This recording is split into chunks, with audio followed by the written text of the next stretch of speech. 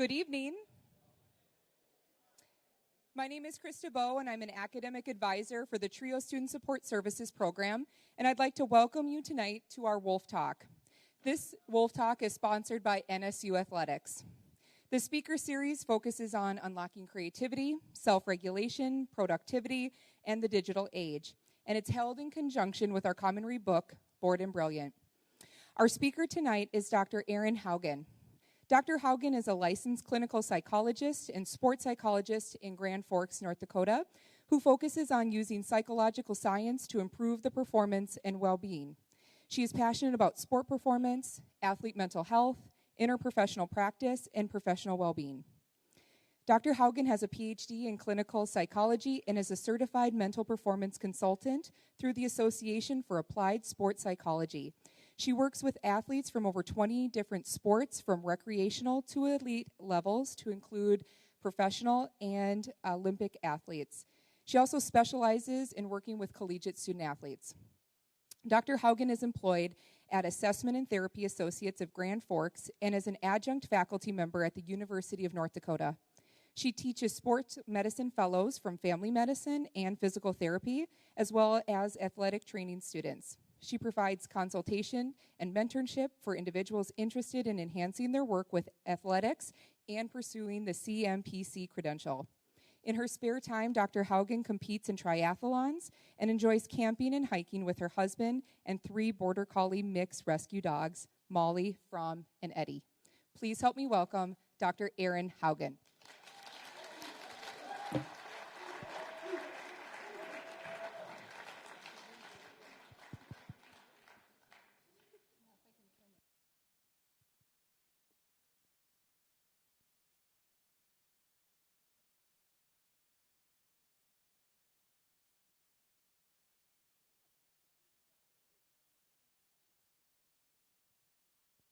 We're good. Okay, we are back in play. Crisis averted. And to answer your guys' question, yes, you will see pictures of my dogs and hear stories about them, because that's really why you are all here. I'm well aware of that.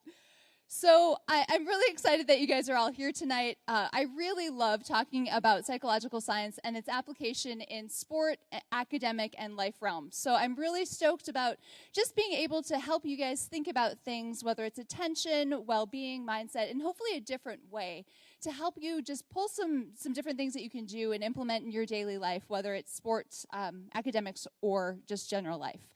So one of the things that I always like to start a talk where I'm talking about mindset or attention is just to kind of give a little bit of cues for you guys to think about times that maybe you've had attentional failures, like getting lost, dropping your very precious Starbucks drink on the street, which is never a good day. Find yourself maybe caught up in thinking about what's going on social media. My personal favorite, forgetting your password for about the 20th time and having to call tech support for 5 times that day. Or also just generally losing your focus and concentration, forgetting why you walk into a room, or even being told by friends, family members, coaches that you need to just stop and pay attention. More often than not, every day, every single one of us has some type of attentional failure. So when we think about kind of why, what does it mean to have an attentional failure? I always like to kind of just talk a little bit about what is attention. This is dog number 1. This is From. He is our Border Collie Australian Shepherd mix, who is the stereotypical version of attention. He is laser focused. He is our athlete in the family. If you have a ball or a frisbee, this gentleman will stare at you and drool until you throw it. He's laser focused. Nothing diverts his attention. Now, we have another Border Collie. His name is Eddie. He's 2, and he hangs out like a creeper playing defensive back on From when he's trying to catch a frisbee. And inevitably, what will happen, From is so focused on catching that ball, he runs right into Eddie, and Eddie gets pissed, and shenanigans ensue. And so what's really interesting, especially when you're watching dogs, or these dogs anyway, is that theoretically From would have this incredible attentional focus, but he totally missed Eddie trying to steal his ball or trying to play shenanigans on him. So in some ways, he looks like he has bad attention. So what are we even really talking about when we think about attention? So what I'm going to have you guys do is watch a very brief video. It's about 1.5 minutes. You may have seen this video. You may have seen a version of this video. Just go ahead and kind of watch the video and do what they are asking you to do. The monkey business illusion. Count how many times the players wearing white pass the ball.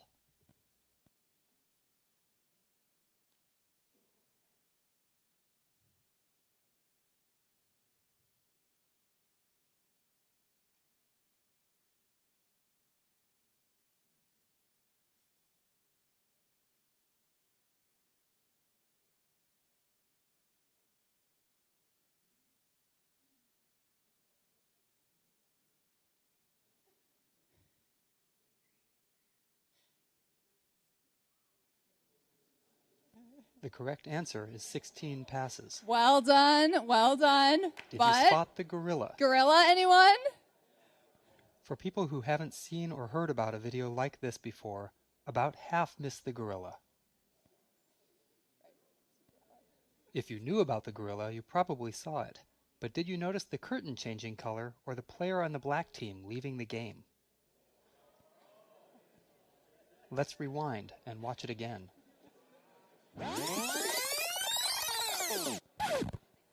Here comes the gorilla, and there goes a player, and the curtain is changing from red to gold.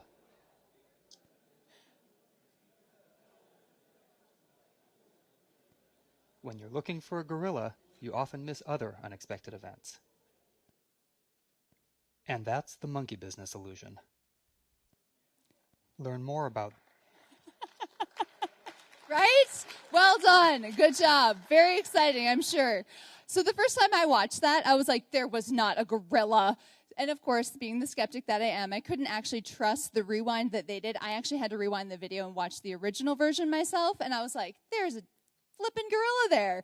And totally didn't even notice the color changing and the person leaving. I mean, there's a lot going on in that video. I've watched this video hundreds of times, and I've tried to notice all four things go on at once. It is virtually impossible. And the reason is there's so many things going on, it's impossible to have that many things in our attentional awareness at the same time, especially when we're doing something like counting, or that's something that's a little bit higher order cognitive function. So the reason that I like to show that is it shows us that it depends on what we're directing our attention to. So if we're focused on counting, chances are you probably noticed all 16 if that was your focus. If you were focused on the gorilla, you probably noticed that. But trying to notice several different things is probably a little bit more challenging. So what this grid here is this is Robert Nadiffer. He's a sports psychologist. This is an attentional control training model that we use a lot in sports psychology. And basically what the idea is there's different types of attention for different types of tasks. So what I'm going to do is I'm going to go through and kind of talk about some of these examples in sports and academic settings to help you kind of appreciate the complexity of attention. So the first one is the assess function. So this is where our attention is both broad, so really surveying the whole environment, and external. So this is a quarterback dropping back to throw a pass, a person giving a presentation, a lawyer presenting a jury. So we're having to notice all of the things that are going on around us. This is not the time to notice how you're nervous about things. This is not the time to notice, very specifically kind of what's going on in the field. You're trying to get a broad survey of what's going on. Now, sometimes we can kind of struggle to think about, like, okay, so that's great, but how do I practice this?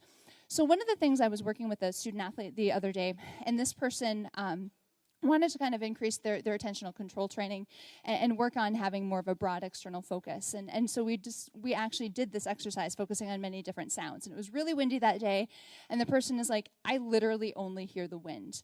And so by purposely trying to notice different sounds and pay attention in different ways, he was actually really struck by it's not just one thing. We oftentimes hone in on one different thing when we're just thinking about attention.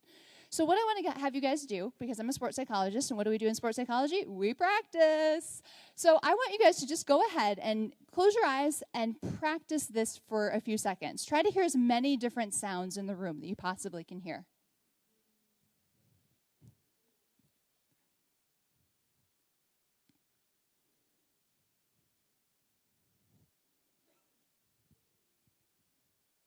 I always have this overwhelming urge to make noises into the microphone whenever I do that, so I fought that urge. We just went with natural occurring noises. But that's just kind of a way to practice the broad external.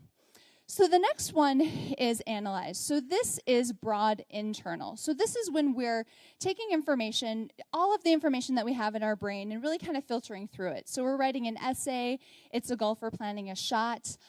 These types of things are often very important in the academic environment when we're trying to kind of plan and organize a situation.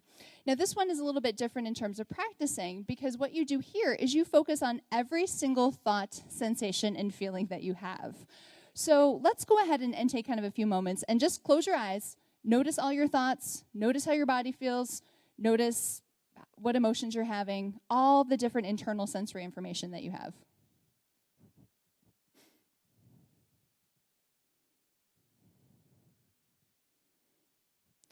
I don't know about you guys, but this is the hardest one for me. There's just a lot of things going on, trying to not get locked into one specific thing. So there's just a lot of moving parts with that one. So the next one that we move on to is perform. This is Molly and Fromm. Again, it's very important you know who my dogs are. This is the best example I can find of external narrow attention. This is actually a video, and they are focusing on a bunny rabbit that is up by the shed at the top of the screen. You would never know it's a video without seeing his tail move in the wind.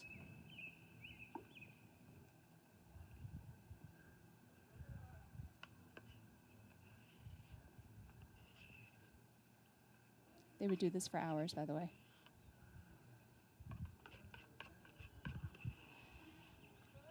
So when we think about attention, this is often what we think about, focusing on one specific thing external to us. But like I said, that's just one type of attention. So, this is when we're shooting a free throw, when we're trying to read in a noisy setting, reading a test question. So this is a type of attention that's really called upon a lot. But again, it's only one type of attention.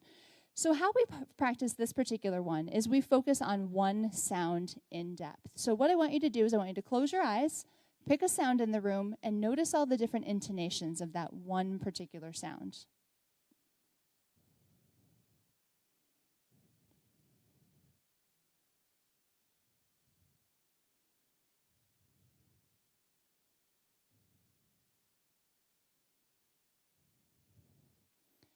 The interesting part about some of these exercises also is if we are doing them for longer periods of time, you'll notice more distractions. You'll notice your mind wandering, discomfort. You'll notice other sounds that you're distracted by. So it's kind of a cool experience to just practice these a little bit, because there's a lot of different challenges that often come up in these environments when we're practicing them.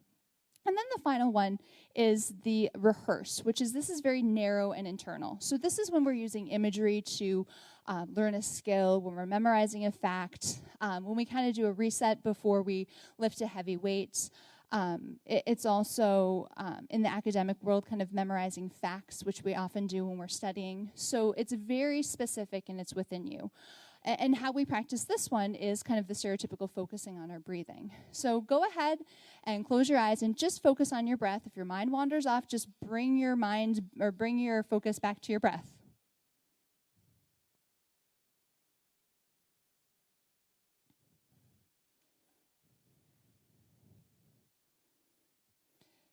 So I think the interesting part is we often think of, like I said, attention as just focusing on one specific thing. But the reality is it's more like focusing a flashlight. It's directing our beam of attention to where we want it and holding it there for the amount of time that we want it there. So we practice focusing attention in 4 different ways. And in the academic and sport environments, these are constantly changing. So if we think about driving, for example, more often than not, when we're driving and there's an accident, it's not that we're not paying attention. We're totally paying attention. It's just that we're paying attention to the wrong thing. We're probably on our phone, jamming out to some music, lost in our thoughts. And so it's an awareness problem. We're allowing the wrong thing to be in our awareness at the wrong time. And that's why our performance, in this case driving, suffers. So what does that look like in an academic environment? So, think about taking an exam. Basically, what you do most often, we're feeling a little nervous or energized before we take an exam, so we have that narrow internal focus. Then we notice all of our classmates. There's broad external, and then we go and get the exam from our professor. We're focusing on our professor. Then we go and get the exam. We sit down. We look at the first test question. We say, oh my gosh, I don't know the answer. How is this going to happen? No, wait, I'm supposed to focus. And so our attention is bouncing around to about 4 or 5 different things before we've even started the exam. And so we need to bring our focus to the internal, kind of perusing our database, but then bringing it back to the task at hand, which is also writing our answer down in the exam. Now think about the sport environment. That's even more complex. I'll use basketball as an example. I'm a former basketball player, so I talk a lot about basketball. But basically, very similar stuff. We're managing our anxiety beforehand, or that energy beforehand. We're listening to the coach. We're listening to our teammates. We notice distraction by the crowd. That might vary if it's a home or away environment. We're not supposed to pay attention to the crowd, so we go back to the task at hand. Oh, wait, is my teammate open? Wait, what's going on? Do I need to go after that ball? And so in the sport environment especially, there are so many attentional demands going on and on and on and shifting constantly. And as athletes, those skills really start to get refined over time, but start to get a little bit disrupted in environments that are more challenging for us, environments that are more activated for us. So the reason that I like to talk about the complexity of attention first is so we can appreciate that it's not just a basic thing where we focus on one thing for hours and hours on end. The fortunate part is it's very trainable and it's very workable. But how do we even begin to do well? How do we even practice those things? Well, this is exactly why we study and exactly why we practice. The reality is studying and practice are supposed to be hard. They're not supposed to be easy because exams and competition, those are supposed to be easy. If we've practiced well, studying and practice will be the harder component. There should be challenging environments, challenging ourselves to study a bunch of information, managing our anxiety while we're studying and practicing. That's really, really important. And then the games and exams, those are the celebration of all the hard work that we put in. And by that repetition, over and over and over, that's how we get better and how we improve in those different challenging environments. I think when we also think about attention, the reality is, because the function is so complex, we really need to simplify our environment. We need to exert control over different things that we can have control over. So what might some of those things be? This is where it gets fun. I truly am not anti-cell phone. I love social media, love cell phones, but I think when we talk about attention, we have to talk about the role of cell phones in our life. There's been some really, really interesting research that's been done actually with undergraduate students looking at attention and cell phones. So there was a study. Basically what they did is they had students complete an attention test, which is basically you press a key if a number shows up from 0 to 9 and don't press it if it's a 3. They grabbed the student's cell phone number beforehand and during the attention test sent computer-generated notifications to their phone. The students didn't know that this was happening. And so there were 3 groups: the no notification group, the text message notification group, and the call notification group. And what they found is unilaterally, the 2 that got a text message or a phone call performed much worse on the attention test. The group that formed the worst by far were the ones that got the phone notifications. And so the interesting part is these students weren't even interacting with their cell phones. They were just getting notifications and performed much more poorly on the attention test. And so what that tells us is that even when we're not interacting with our phone, just hearing that noise distracts us. In this study, the effect sizes that they found, the effect that they found was similar to what we find in distracted driving studies, which is remarkable because they're literally just pressing a button. But that just receiving that notification was that disruptive to them. And what the researchers actually figured out is that it wasn't even getting the notification that was so disruptive. Basically what was happening is these students were having what we call task irrelevant thoughts. So instead of thinking about, okay, I have to press the button for this number, they were like, oh, wait, who's calling me? Wait, why are they calling me? What's going on? And that's what was distracting. They were distracted by their own internal experience. So that really kind of bodes well, or really kind of calls us to really think about where our phone's going to be, especially when we're doing things like studying. So let's say instead, okay, we'll turn our phone off. We'll just leave it there. We won't get any notifications. What does that do? So there were some other studies that looked at what happens if a phone is just simply sitting there. So in this study, basically what they did is had two people who were doing attention tests facing away from each other. One person had on their desk a cell phone-sized notebook, and the other person, actually the experimenter came in and sat a cell phone down and a stopwatch down when they were giving task instructions, then took the stopwatch away, and there was just the cell phone sitting down. So this was not the participant's cell phone. It was just a random cell phone. And then what they did is they, again, focused on attention and concentration tests, and again, found that the group that had the actual phone, not the notebook, performed far worse on attention and concentration tests, especially when these tasks got more difficult. So even just having a phone sitting next to you can be problematic. They actually even found this using their own phones in kind of an academic setting.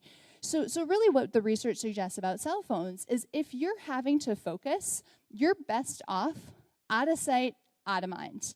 This is even more the case if you really, really like your phone, because you're really, really going to be distracted by it.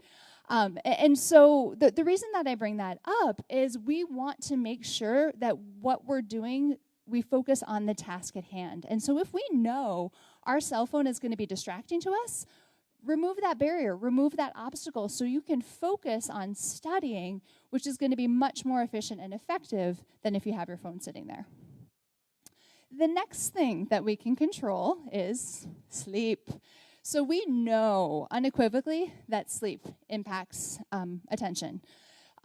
Typically, what will happen is it not only impacts attention, it'll impact mood will impact sleep, and it's this vicious cycle. The recommendation for sleep for adults is 7 to 9 hours. For athletes, it's closer to 10. I don't know that I know a student athlete who gets 10 hours of sleep. When I bring that up to the student athletes that I'm working with, they're like, where do you want me to find those 10 hours to sleep? I'm like, I understand.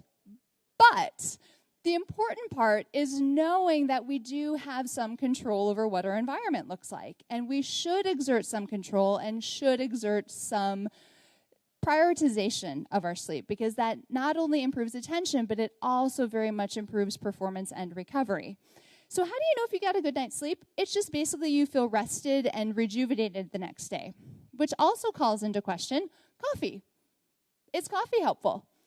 Well, coffee works for a bit. So there was another study that came out that basically said that after 3 days of sleep deprivation, and they defined sleep deprivation as 5 hours or less, coffee was essentially unhelpful in improving attention. It didn't help, didn't matter if they drank coffee or not. So if you are relying on coffee long-term to control sleep debt, that's probably not going to be an effective long-term strategy, and probably should work on getting extra sleep in your day. So what does that look like? How do you get good sleep? It's a combination of sleep hygiene, so just good sleep rules, and then kind of behavioral controls around sleep. So sleep hygiene are things like sleep in a cool room, put your phone away an hour before bed, take a hot shower an hour or two before you go to bed, because basically what that does is that drops your body temperature, which helps makes you sleepy. Behavioral controls, get up and go to bed at the exact same time. The reason for that is, and I know that that's really, really hard in a college environment, but that actually ties into circadian rhythms. So basically what helps us wake up in the morning is that rise in body temperature, and exposure to sunlight helps that body temperature rise. And then what helps us get sleepy is that drop in body temperature at night. So if we keep that consistent, our biological clock will be on a consistent schedule that will actually help us regulate sleep and keep it more consistent. The other piece that's really helpful is make sure you expose yourself to light as soon as you can in the morning when you wake up, because that also, again, kind of stimulates that circadian rhythm. If you're having trouble sleeping, don't lay in bed tossing and turning. Get up and do something boring, and literally just use your bed for sex and sleep. That is the only thing you should be doing in there. It always gets a laugh, right? You didn't see that coming, did you?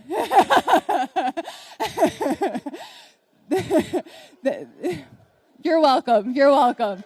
Yeah. Thank you. I do what I can. I do it. I'm just telling about the research. That's all, ladies and gentlemen. That's all.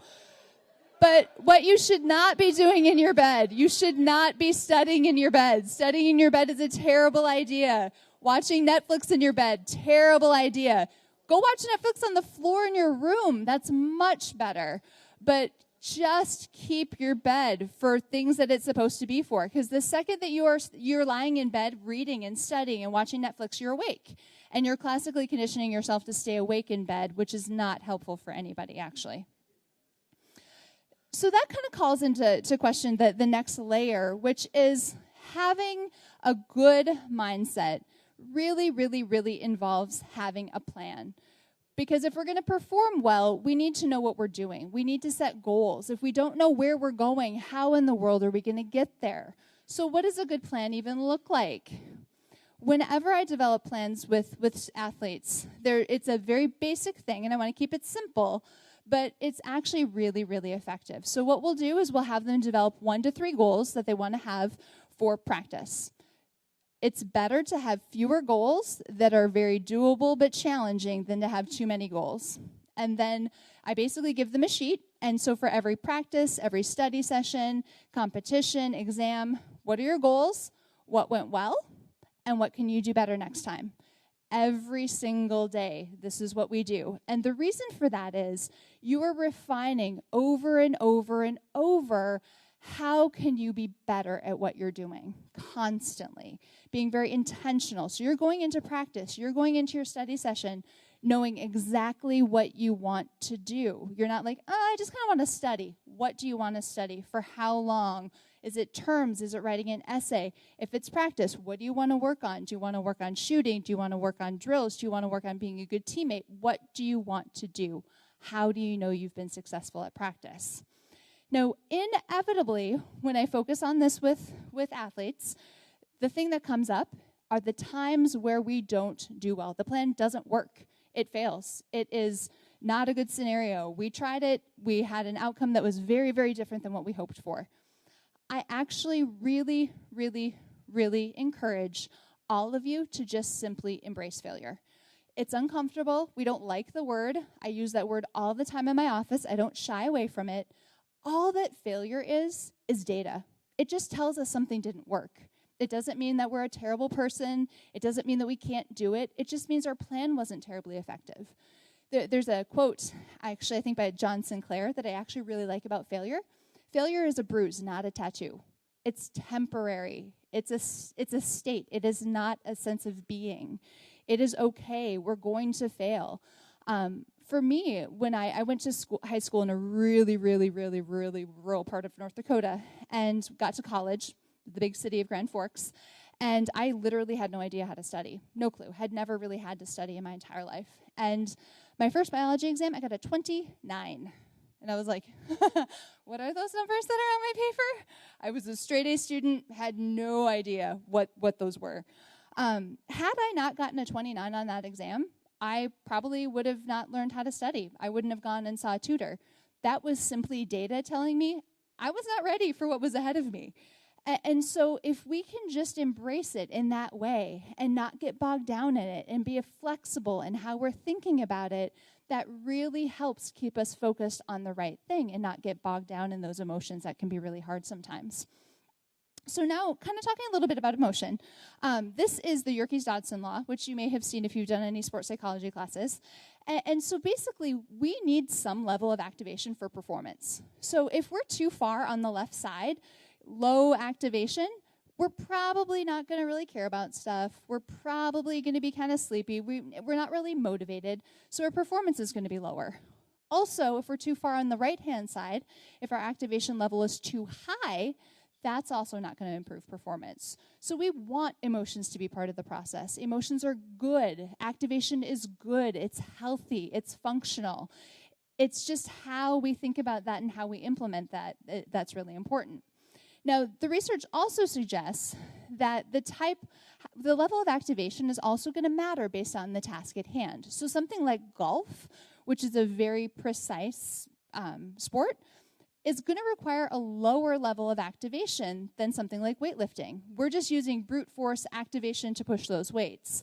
It also varies based on personal characteristics. So for example, if you're attacking something that's maybe you're not as skilled at, it's a new drill, it's a new type of move that you're trying to do, it's a new subject, you're going to want a lower level of activation. So you're really going to want to work on calming yourself. Introverts and people who are higher in trait anxiety, so just kind of more activated people, need lower levels of activation when they're performing tasks. Whereas if you're really, really good at it, you can probably handle and probably need a higher level of activation and motivation. And I'll even see this in terms of like regular season games, conference, that kind of stuff. Conference tends to be we need maybe a little bit lower level of activation because we're pretty revved up already, and it's a pretty important thing. But also extroverts and people in lower trait anxiety can handle a higher level of activation for different tasks. So I think the important part is also knowing yourself. I think a lot of times in sports, we'll often talk about like, everybody needs to get revved up, everybody needs to get jacked up. That's not the case. Some of us don't. I'm actually a pretty tightly wound individual. I don't need any more energy. I really, truly don't. And so by knowing yourself, you can work on those different skills, either to kind of psych yourself up or to rev yourself down. Another layer for an important mindset or an important mindset for performance is also thoughts. The reality is we have hundreds, if not thousands, of thoughts that go through our mind every day. And one of the things that I hear a lot from people in performance environments, whether we're talking about school or sport, is, I know I just need to think more positively. I know that that's what it needs to be. But the reality is, thinking positively isn't necessarily what we're going for. Thinking overly positively is just as problematic as thinking overly negatively. They're both distorted. We want to be in a more middle ground. We want to think more effectively about what's going on. Because if we're honest with ourselves about what our skills are, what our abilities are, what our level of activation is, we're going to be able to have a better plan. Because then we can be honest about, I'm really nervous about this test. Okay, so what's my plan to manage that anxiety then? Versus, oh, no, I'm fine. I always have that gif of Ross from Friends. I'm fine. That always comes to my mind when I talk about this, because we're not fine. We know we're not fine. So the more honest we can be, the more effective our thinking process can be. So what does it mean to think effectively? How do you even do that? The first thing is just embrace all of these things as challenges. There's actually a lot of research suggesting that stress is actually a really, really good thing for us.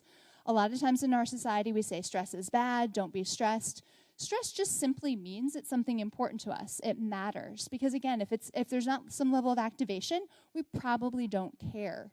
There's also a lot of research suggesting that if we can learn how to think about stressful events as a challenge to solve rather than a threat to us, we're actually going to be much more effective and have a much more balanced well-being. So I think just embracing emotions are part of school. Emotions are part of performance in sports.